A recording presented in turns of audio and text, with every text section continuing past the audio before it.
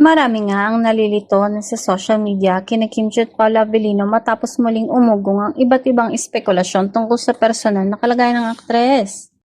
Dahil dito, marami sa mga netizens ang nagsimulang ipagsipalos sa mga post ni Kim.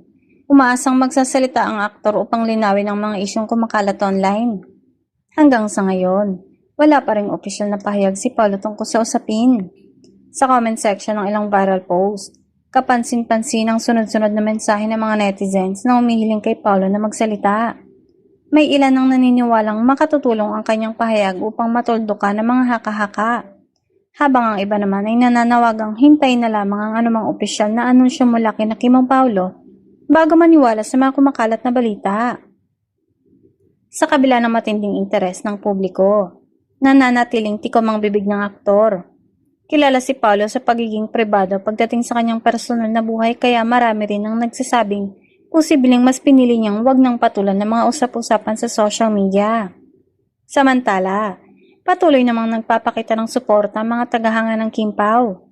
Marami ang nananawagan na igalang ang privacy ng dalawang artista at iwasan ang pagpapakalat ng mga impormasyong wala pang opisyal na kumpirmasyon. Patuloy pa rin silang inaabangan sa kanilang mga proyekto matapos ang matagumpay nilang tambalan sa pelikula at iba pang proyekto.